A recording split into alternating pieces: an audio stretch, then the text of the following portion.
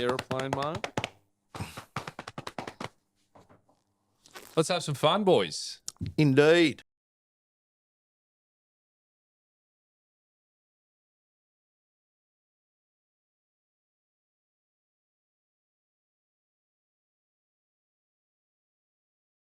Righto, welcome back to another episode of Talkin Tough. We are pumped to be here, and as always, Absolutely. it is proudly brought to you by Ski for Life, an incredible Aussie charity focused on promoting mental health, well-being, and suicide prevention. And as always, we are here to redefine what it means to be tough.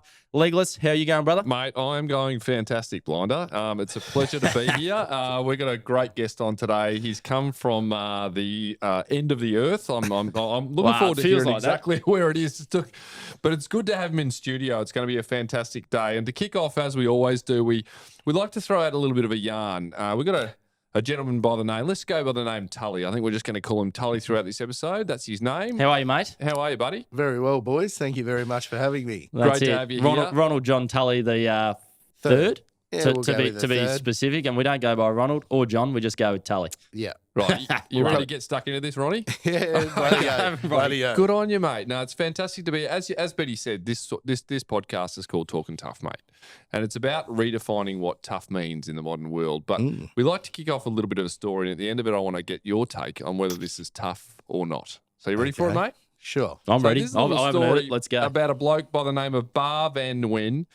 And so basically this bloke was pulled out of Vietnam by the US, and leaving this guy and his family to basically be slaughtered by the Viet Cong if they had left him there. So this dude decides, it's a good idea. I'm going to steal a Chinook helicopter, right? Oh, So nice. he steals the Chinook helicopter. He flies it to his house. He picks up his wife and kids, invites his neighbours to come along for the ride, and then he flies out to sea to find a ship that will allow him to land. On fumes, he finds a US Navy ship, but it's not nearly big enough to land. Over the radio, he asks for help, and the ship allows him to approach. With precision piloting skills, he manages to hover over the deck of this ship. He then orders the adult neighbour to turf the kids out of the helicopter into the arms of the sailors below. He orders all of the adults to jump off as well. Then he flies a helicopter out of harm's way of the ship. He was wearing a flight suit, which would drag him underwater. So he somehow manages to remove this suit while still flying the helicopter. And it's my understanding that you actually need both feet. So I'd be useless. You'd Ben, be absolutely useless. to fly a Chinook helicopter. So I have no idea how he managed to get the suit off. Then what happened? And flying it right. Anyways. He ends up crashing the helicopter in the ocean, somehow without dying, gets rescued by the ship, gets US citizenship for him and his family, and just becomes this regular humble guy. Like somehow that's not a hell of a big deal. Boys, is that tough? Oh, that is ballsy. Yeah, Pretty ballsy. Ballsy. Ballsy's one thing. Yeah. He was Yeah. a man on a mission, right? There was nothing Yeah. going to stop him. He was just like, I'm getting my family. And you know what? Neighbours as well. Why not? And Come along for the ride. Was and he get a him out of helicopter here. pilot? No, of course he wasn't, mate. Oh, Never no. played. He was just probably a farmer or something, mate. He Oh. just jumped into it, worked out how to fly it somehow, and the rest is history. I reckon that's pretty tough. It's Wow. look, yeah. Yeah, tough and Oh. ballsy and stupid and brave and All the things. Yeah. But desperate times. call for desperate measures. Indeed. And my dear old mum used to say there's a difference between scratching your ass and tearing the skin off. And it sounds like old mate went for the nails. Love that. Definitely. Fantastic, Tully. Thank you so much for joining us, mate. As we like to in most of these podcast episodes, we like to get a bit of an idea. Growing up, an typical Aussie Yep. bloke. Growing up in rural Australia, No. you would say? Regional? No. No, you did. Coastal. Sorry. Coastal. Beach boy. I stand corrected. Yes. Beach boy. Yeah. But what did tough mean to you based on your influences? I don't know, whatever situation you grew up in. What did tough mean to you as a young lad? Oh, growing up, I suppose toughness, you look to people older than you at your school or whether it be, at the beach. Some of the big boys that, would paddle out when the waves were big and 93% of us were sitting there shitting ourselves and there'd be 7 lunatics that would put it on. So that was tough to me. A bit of footy, you see some boys that would rip in. Yep. I used to think that was tough. Even just family stuff, mum pretty much raised us single-handed. So watching what she would go through, never had a license in her life. She would put the big ones in to make sure we had food on the table. Different kind of tough, yeah, though, isn't it? different tough, definitely. So, yeah, I suppose that's what it was when I was younger. And you said you grew up in a coastal town. Where was that, mate? Yeah, a town called The Entrance. Okay. Sort of halfway between Newcastle and Sydney. Yeah. Have And you we- heard of Gosford? I have, yeah. Yeah, so we used to have a thing at the nightclub called a Gosford skirt Okay. because you could nearly see the entrance. Okay. I love it. Yeah, Very nice, nice, mate. And now, nice.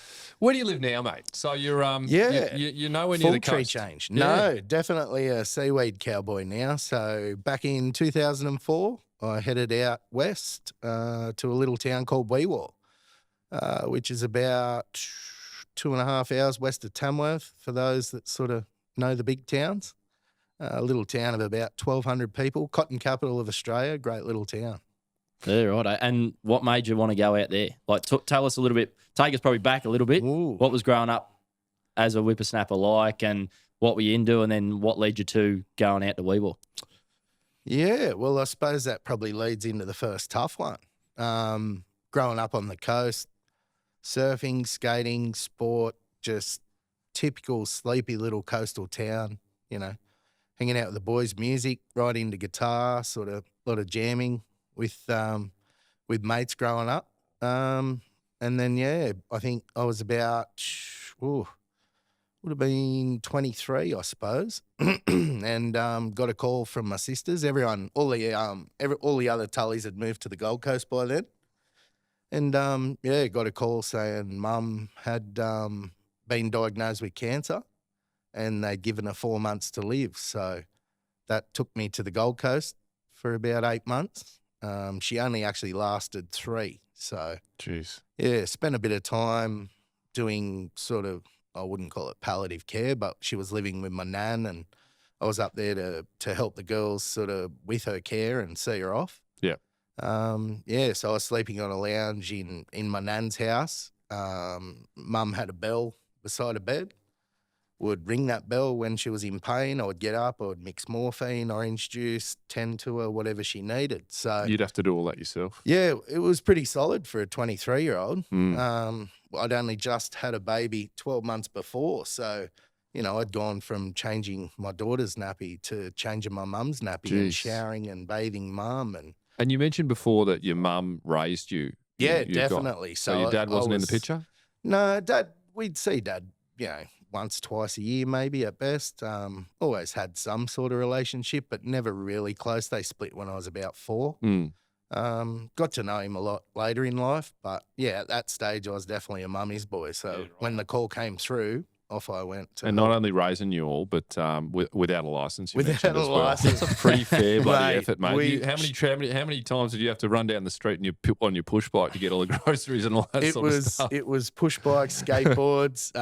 The woman could memorize a bus timetable. I tell you, Yeah. she knew them all by name. They all knew her. So Fantastic. yeah, no, she did it tough, but I'm happy with it. I wouldn't change a thing. And obviously very close to your mum, right, Ben? You Yeah. know, the way your mood just changed when you're talking about your mum. Yeah. How tough were those 3 months or 4 months? You said they looking were after her? solid. It actually got to a point where I sort of went to I was the youngest of 3, so I went to my 2 older sisters and I said, I just can't do this anymore. It's destroying me, you know. All these years of mum raising me, and now I'm doing these kid things with mum, and so she moved on and got professional care, and then ended up very quickly in palliative care, and it was sort of all over not long after that. So it took a big toll. I didn't take it well. I stayed on the Gold Coast around family, and yeah, it probably was a big cause to the end of the relationship I had with my daughter's mother.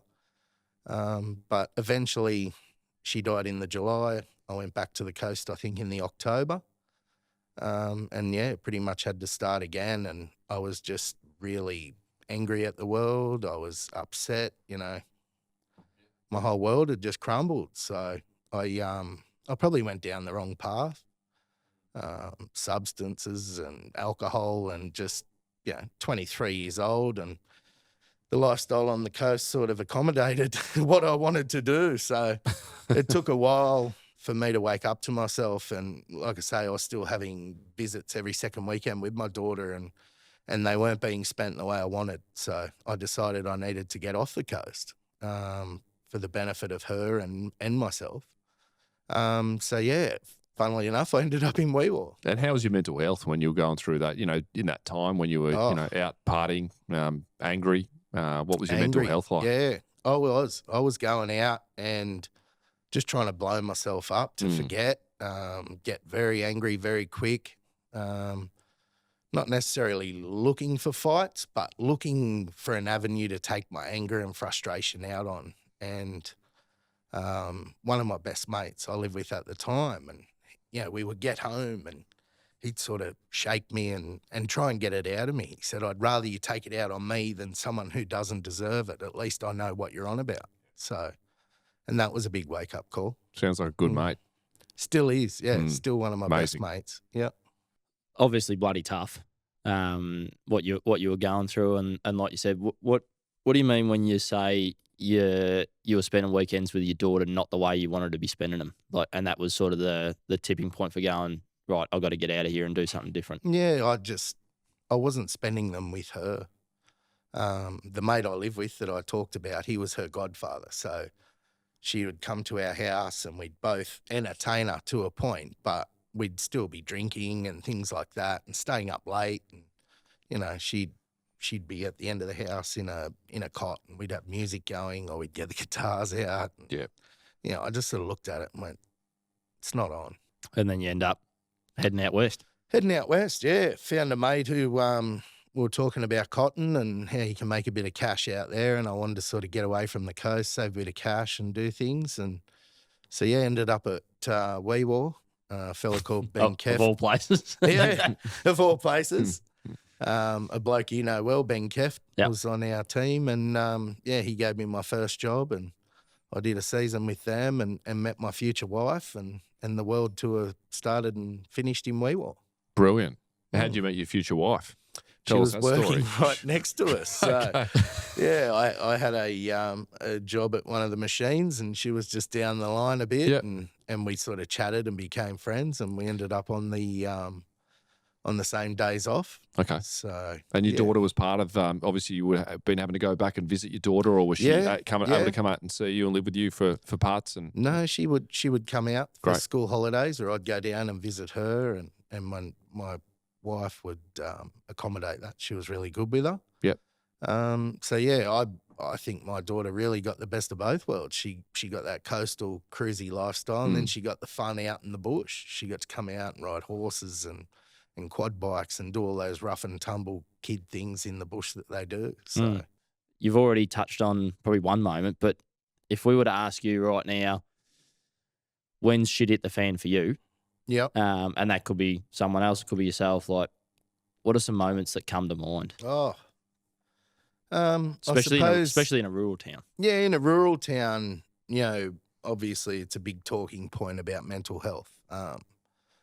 I'd lost probably my first good mate at 18 on the Central Coast of suicide. That was my first ever exposure to it. And, I don't know, we didn't take it well. It wasn't as spoken about as it is now, mental health. And we sort of blamed ourselves, myself and a few mates. We were close with him, and we'd sort of distanced ourselves from him a few months before. So when we got the news, it was a massive shock, and we sort of blamed ourselves a bit. And then, as you did back then, which I'm a lot wiser at now, but back then I was cranky at him. How dare you? And, the old saying, oh, he took the easy way out and things like that.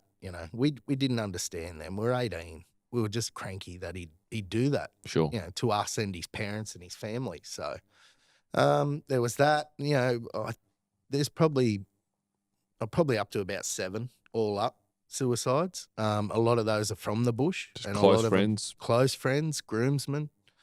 7. I've had, so I suppose the big one for me, the big one where the shit hit the fan for me was probably the last one, was Matthew. He was a neighbour of mine and like a little brother. and best mate. And yeah, he used to fight his demons. I knew he did. He used to take it out and cover it over with alcohol a lot. Yeah. But, you know, all his mates were country boys who rough. Yeah, he was mad on motorbikes, welding. He could do anything. But he'd always talk to me because I wasn't a country boy. I was a coastie boy, and I was always open for a yarn because I knew, you know, I was wiser then as to what they go through. So, yeah, when he let the demons win, I suppose, as they say, and took his life, that was the one where I put my hand up and went, I'm not well. I'm not dealing. So, yeah, that So it was had the such point. a massive impact on you personally, this one. Yeah, yep. How long ago was because- that, Tully? Oh, 12 months, just over 12 months. Yeah, just over 12 months. So So fairly fresh. very fresh. Yeah. Hence how I am at the moment. Yeah, But Bloody oath. yeah, it's still quite raw. But, you know, that really got to me, that one. I wasn't feeling myself after that. And I put my hand up, you know, all the things we've done over the years for mental health and suicide awareness. I thought it was wrong for me to not put my hand up when I needed help. I'm forever telling blokes to do it. And it's like, well, you know what? It's my turn now. I'm going to put my hand up and I'm going to go and talk to someone. Yeah. Can you tell us a bit about that? Who'd you go and speak to? I talked to some friends within the care industry who got me in touch with a lovely lady in Narrabri. I used to go and see her once a fortnight.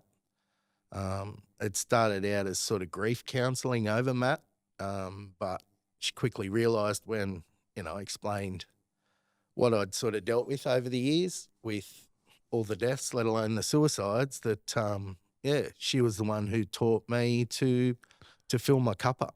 Yep. Yeah, she sort of said, what do you do for yourself? Because I was so consumed by making sure everyone else was happy. I'm one of those guys that, you know, make sure everyone's having a fun time. I'm a bit of a rat bag like that. Yeah.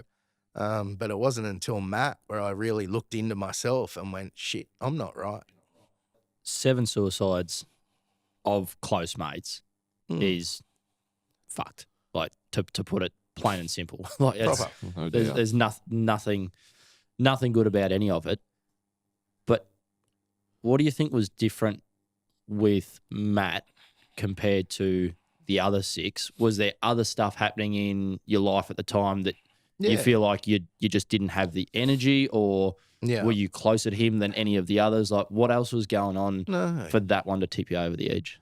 I think because he was younger, I looked up to him. Like I said, he was just a brilliant kid, brilliant at everything he did. Yeah, I had that marriage breakdown. I ended up leaving. So I was no longer next door because he would quite often send me a message and say, can you come and have a yarn in the shed? And I'd go over and we'd have a few beers and he'd, you know, just unload. And he'd only unload to me because I felt like he could talk. As a bloke, it was good to get him to talk to me. So after that, we didn't really have as much time together. I didn't go back around there as much as I should have. And yeah, when he passed, I just felt like I let him down a bit. Yeah. You blamed yourself. Not blame myself, but I just, yeah, that could have been one of those nights where he called me over and we talked about it like we always did, and he was there the next day. You're thinking, have you had the thoughts of, could this have been different if I was still living next door? I don't think so. He'd battled his mental health demons for, you know, since high school. Yeah, right. His parents had him treated, they'd had him medicated, they'd tried lots of things, and it was something that would come and go. You know, he'd be great for months, and then he'd just get in a little dark patch, as they do, and you know, he'd just sort of pump his tyres up and build him out of it, and we'd be good again for a fair few months. So Well, last one was a bit too much. yeah, there was just a certain event that tipped him over, and the demons must have bit him, and he just thought, you know, as they do, they think there's no other option, and that the world's better off. Now, you touched on it a little moment ago, Tully, but you spoke, obviously, you've lost Matt. It's had a huge impact on you, as Ben just mentioned, the 7th mate. you've got to a position where you've realised that, hey, I'm the one now that's not right. Mm. And you mentioned that you went and spoke to a lady in Narrabri. I'm assuming this is a professional mental health. Yeah. So are we talking about a psychologist, a counsellor? What are we talking about here? Probably a counsellor. Okay. At the time, it was just grief counselling. Yeah. As it was initially organised. Yeah. I did talk to other people. I'm always open and honest with people, and I'll tell the boys I'm not well, or I'm not happy, or I need a yarn. You tell them you speak to someone, a professional as well. Yeah, You're open definitely. about that. One of the things I was going to say, just quickly, you got a lot of blokes that'll be listening to this podcast that would think, no, the last thing in the world I'd ever do is go speak to a psychologist. What would you say to those blokes? Mate, unbelievable. Talking to someone you've never met is, it gets you to open up. They're not judging. They don't know your history. They don't know your friends. They're not going to bloody, they're professional. Yeah. They know the signs. They know what to talk about. They know how to guide you. They can give you the tools to deal with what you're feeling with. And I just got so much out of it. And since then, I've actually put two of my one of them is my cousin. And one of them is the best mate who lived with me. I've put them in touch with her because they've rang me to say I'm not well. And it works. I saw the effect that this lady had on you. Can you line me up to see her? Which I gladly did. That's come from them.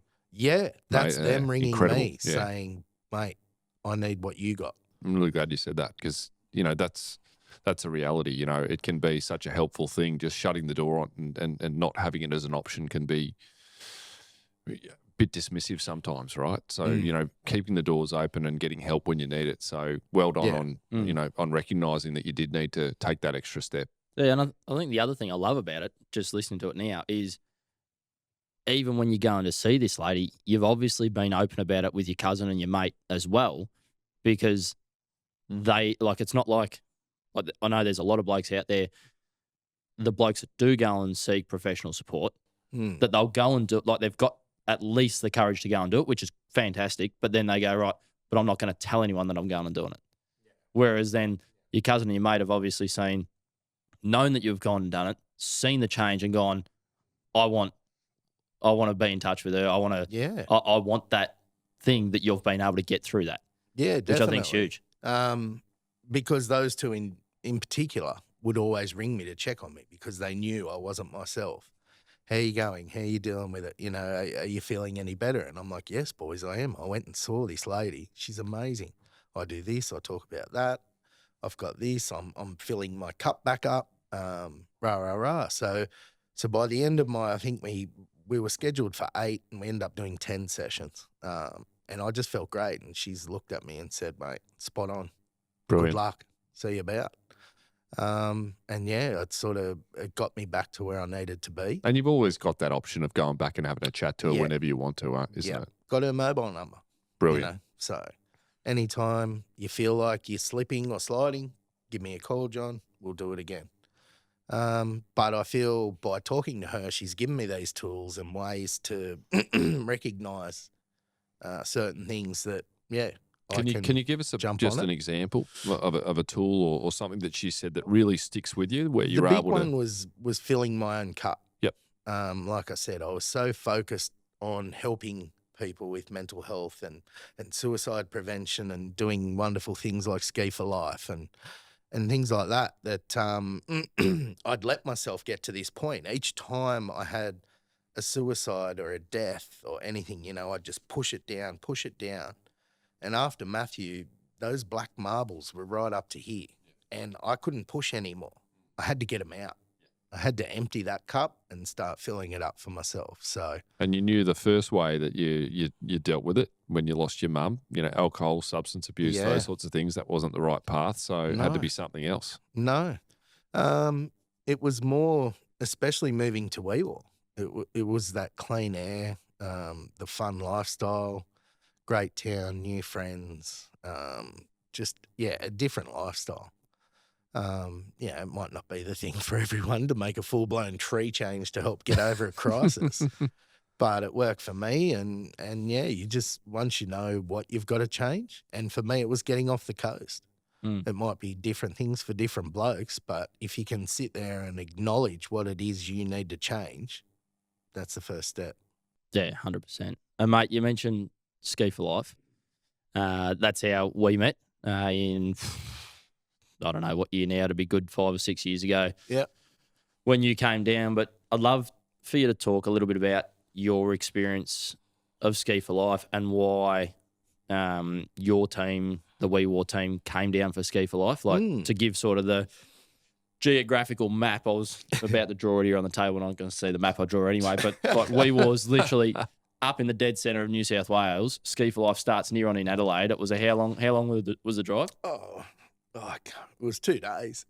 2 days Two driving. days. Yeah, 2 days to get there. We're in northwest New South Wales too.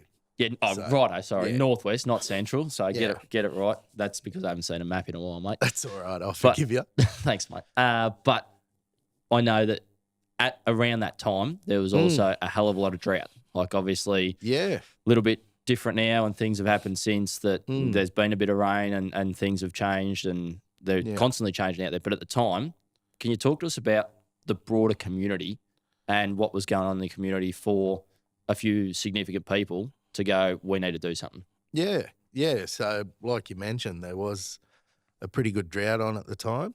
The year we came down, I think it was your first year when they'd first got you in as an ambassador. So hopefully that helps you remember what year it was. Yeah, 2018, I think. We were going through a pretty bad drought. And yeah, we'd had a few issues in the town, and it all probably culminated with the loss of a good friend of ours, Gus Hamilton. And I'd just before that lost one of my groomsmen, Kane. Both had taken their life. So wasn't, once again, dealing very well. And Gus's friends and family had thought of a way to do something to raise awareness in our community. They looked at different things like rallies and and they found Ski for Life. They looked it up. They are all mad water skis.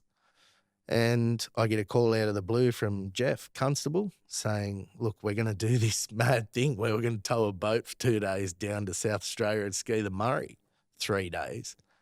I might insert at this point that I'm a terrible water skier and was purely invited along for team morale. So Chief of Team Morale. Chief of team morale. The team mascot, mate. Pretty much, Yeah. pretty much. So the boys realised that they decided, the 3 families, to get the kids to ski, to bring the kids into it and get the awareness out there with that generation, and that I could probably benefit by coming along as the unofficial team captain.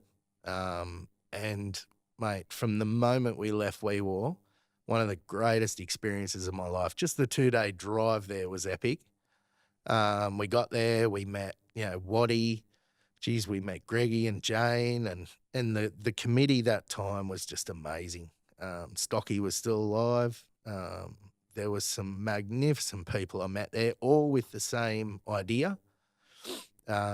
We give it a red hot go. We had a great time, and yeah, we drove home. The biggest thing for us was the kids, what they experienced, some of the scenery, skiing the Murray. Like I say, we're in a drought. Haven't seen water forever. We hadn't seen water. We struggled to find water. I was going to say, how did you train in a drought? We have a little lake out there called Yarry Lake, and we started the kids off by 2B4. skiing in there. It's 2B4. That's how big the lake is out at Wee War. Yeah, Is it a swimming pool or what's going on there? Technically, if you read the reports, it was made by a meteor many years ago. It's Okay. a perfect circle in the middle of the scrub, but it eventually dried up. So we had to find deeper parts of the river to put the boat in for the kids to train in. And I'm getting sort of flashbacks of cool runnings here, mate, when the Jamaicans were trying to train for the... Yeah, the with the bobsled team in the middle of the bobsled bloody... team, they got a, No snow to be seen. They go pretty there. much. Yeah, unreal. So to get these kids down and see that beautiful big river Yeah. and, meet the fantastic people involved. Yeah. Yeah, just watching them was definitely the rewarding part. And, I met Ben, I met Amy, I met Stu, Waddy, made friends for life, we haven't been back since. We'd love to go back. We always talk about going back. But even that 1 year, I now have friends that I'll brilliant. never forget. Yeah. So it's such a great thing. What do you reckon was the most impactful moment, or what was the biggest thing you took out of Ski for Life or the kids, or like what did you experience down there? I suppose everyone had the same mentality that I did, that they just wanted to help. The communities that would come down for morning tea, lunch, they'd meet us at the river, community clubs, and they'd cook for us and things like that. And they were all beautiful. And yeah, just the impact of being around people that had been through what I'd been through with suicide.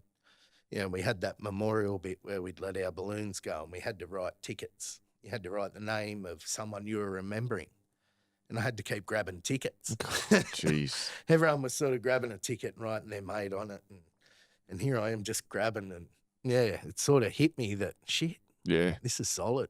And it was such a moving ceremony. That's probably one thing that'll sit with me. The connection through Ski for Life and the mate you've become, not only to myself, but I remember clearly you and Legless at my wedding together, and having a grand old time. And that's probably an understatement. But we probably want to dive a bit deeper into you and what you do for you, and what do you do to refill your tank, mate? Well, I'm not quite as good as Legless, but golf is a big thing. That Tell us about your golf. I don't know why a bloke would pick golf to help his Neither mental do I, health. mate. I'll be honest with you. It's literally. It's the best and the worst thing for your mental health in the world. Yeah. Oh, but it is that time, especially if you joined a club and you can go out on a Saturday or a Sunday for a comp and you get paired up with a bloke and you can talk, you can chew the fat. You've got 4 hours, to sit there with a bloke and say, "How Provided you going?" he's not a pain in the ass, it's a wonderful thing, right? So Maybe that's why no one wants to pair up with me. or you're the pain in the ass, mate. If you don't play with it, or provided that your balls don't end up in the scrub the whole time, and you end up walking by yourself on the hole adjacent to it, and you end up just wandering 18 holes by yourself looking for your ball. Because that's what I do a lot of the time. Yeah, well, mate, I couldn't agree more. There's this great saying I've told being to the ends of the earth, but if you're feeling blue, touch green. It's a really wonderful. I'm not sure if there's any green out in Wee War. Could be wrong about that, but every now and then, when it rains. Yeah, when it rains. But getting out there and just couldn't agree more with you. And whether it's golf or whether it's anything, water skiing, whether you want to go for a run, whatever it is, being able to just switch your phone off, be by yourself. Let out in a healthy way, let out a bit of steam. It's a really good thing. Unfortunately, I would agree with you. Some days on the golf course, you think you're going out there for your mental health and you end up in a shittier mood than when you started. You end up in the fetal position when you get home. I'm going to ask you too, because I'm definitely not as much You of a can hit it golfer. all right, yeah, mate. I can. Yes. Well, you tell me I can hit it all right. Every time Ben I line him up, he strikes one down the. Well, I tell him he strikes it down the middle. It's gone 4 fairways right. But mate, I'm not going to burst his bubble. It was a good It strike. felt great to me, and Mike just goes, another straight one, Shot, mate. mate. And then I've got a video on my phone of the same thing at Wee War of him hitting golf balls. I just pray he doesn't hear the plonk in the water, the sound, and then we go from there. Doesn't the water shit you on a golf course? Oh, why do they put it there? Yeah. What's the need for it? The game's hard enough. Yeah, for me and you, mate. That's why. It just sort of just seems to be magnetised. Especially on a course in Wee War that's prone to drought. Yeah, well, look, water isn't a massive issue at the Wee War International Golf Links. No. Royal Wee War, is it called? Oh, yeah, Royal Wee War. It's been referred to that many times. 9 or 18? 9 with 2 tee boxes. Yeah, gotcha. All right, okay. A fancy 9. Yeah, lovely. What were you going to ask, Benno?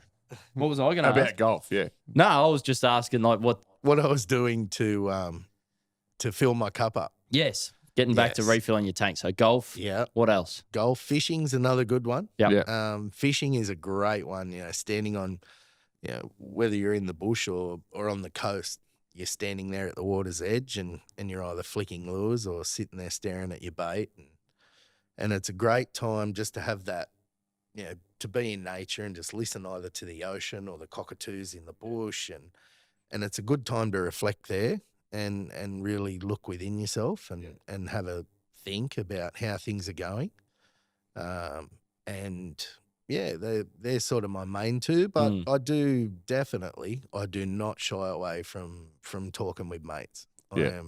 I've learnt over the years watching it all go down and watching how I've dealt with it in the past. Now I'm much wiser for the run. And So it's almost like you up. picked up a skill there. It's like a non-negotiable. You've got to, have an outlet with mates, and you've also got to have an outlet that's, out in nature. Those are the things that you've built into your life now in order to be better and to cope. Yeah. Yeah, I think, recently I've been in a relationship with a fantastic new girl who I'm just nuts about. And her outlook and the way I can talk to her has become my biggest tool.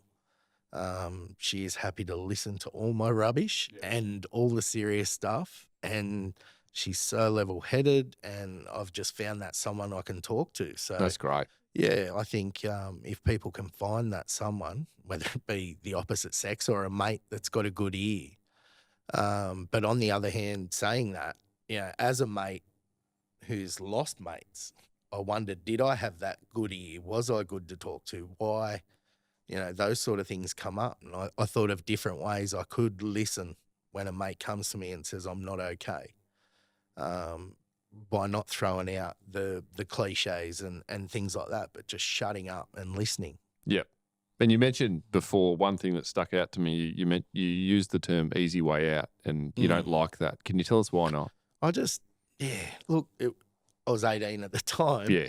But it's not the easy way out. Mental health is definitely a serious illness. It's not someone deciding life's too hard. It's someone that's at the edge and they're suffering through this illness, and the only way to stop it, they feel, is to take their life. So it frustrates me when you hear about it, in the community or on the media or anything, and that's just my most hated saying now is, he took the easy way out. Yep. Because it can be quite savage on them. Everyone deals with it differently. Everyone's dealing with different demons. What are some of the things that you're looking forward to moving forward, whether it's people hanging out with family, kids, whatever? Like, what's the future holding? And with what you've been through, what are you looking forward to? I've found my dream job out in the bush. So that side of life is really great. I'm now in a relationship with a fantastic girl. So that's great. Beautiful. Tick. Yeah. Tick, big tick. So I've got some kids out there that I spend some time with. My own kids, I might add, not anyone else's. Yeah. They're mine. Yeah, nice to clarify. I'm sure they are. One's Yeah. got red hair, but I'm still sure he's mine. But yeah, just looking forward to spending time with kids. I'm in my early 40s now, so my outlook on what I want and what I'd like to do going forward. I'm just really looking forward to the next 12 months and the next 12 years, because I've got my head right, I've got my life right, and things are really coming up Tully. Fantastic. Yeah, love it. Going to throw a few questions at Tully, just some quick fire questions. You're going to answer off the top of your head. You ready for them, buddy? No, but you can ask him anyway. Okay. Shinity or steak, mate? Steak. Steak, what sort? Huh? What sort? What type? What cut? How are we having it? Give me a Scotchy medium rare mushroom sauce. Oh, I like a man who knows what he likes. Fantastic, Yeah. And where do you go to switch off, Tully? We will Royal Weewar. The golf course? Yeah. Book, potty or tunes? Well, I've never actually listened to a potty. And now you're on one. And now I'm on one, so that's a bit ironic. Tunes, definitely. Tunes. Music is massive for me. Genre? Well, Gotta be- I am everything. Yeah, Growing up on the coast, I am You're- punk rock, heavy metal, Pearl being Jam in sort the of character. bush. Yeah. I am all the country Yeah. and everything in between. Love it. Fantastic. Now, you've spoken about the importance of having yarn with a mate. So where's the best place to have a yarn, you reckon? Face to face, anywhere. Okay. Face love to that. face. Don't do it over the phone. Yeah. Worst advice when it comes to mental health that's floating around out there? There's always someone worse off. Hmm. I hate hearing that, because saying that to someone who's suffering, in that person's world, they think theirs is the worst. Doesn't help. No, it No. does nothing. And the Trying to flip, get flip them side to- of that, what's the best advice, you reckon? What's the best advice you've heard about mental health? There's probably one little thing that I use for my own well-being, and that's that I have 100% record of getting through the shit days. Yeah. Every time I feel like I'm having a shit day and things are getting tough, I look back and go, you know what? I've got 100% record. I get through every shit day. Yeah, that's Still great. here. Love that. That's a great one. I love like. It's funny because when you're in the shit day, quite often we don't think about the shit days we've been through prior to that shit day. Yeah. Mm. And that's an awesome reminder to all of us out there because I've never thought about it like that. And there's still moments today where I go, fuck, I'm having a shit day here and I wish I could see and I wish that things were different. But I've had hundreds of those days and I've had days where, like you say, you lose loved ones or you go to funerals or you're moved by whatever, whatever it is. It doesn't matter what circumstance it was. You've had those rough days that you just are wishing to be over, and we've been through them, And we survived them. and we're still here. Yeah. Yeah. So that's an it's awesome one. Great And one. I think we can take a lot from that. And I think lastly, but most importantly, mate, you know, you've talked us through some pretty heavy stuff. The loss of your mum, loss of 7 of your mates, battle with mental health demons yourself. Knowing what you know now and your definition of tough back in the day, the old footballers and the bravado, what does tough mean to you now, Tully? Tough now is, you see it particularly in the bush with this persona around mental health. Tough is standing up and being open and honest and true with yourself and those around you. Opening up, just talking. You know, it's 2023 now. Blokes can talk about their feelings. Don't sit there and think, oh, I don't want to look like a pussy or no one's going to get what I'm on about. It's a new ball game. It's out there. Talk up. That's tough, is being able to put your hand up and say, I'm not doing well. Let's talk. Fucking love it. mate, I was going to say if we were out to redefine what it means to be tough, I think we'll take that as a definition. Yeah, you'll be on the advertising reel for the next season. Cheers, mate. Mate, it has been an That was absolute good pleasure fun. having you on. Thank you, gents. We've had a ball. Absolutely, But more mate. importantly, really appreciate you being able Yeah. to open up, especially about your mate Matt, your mum, those harder parts in life, and leading by example by talking about them, because that's what, like you say, there's still a persona and a stigma out there that we don't do it enough, and I would agree that we don't.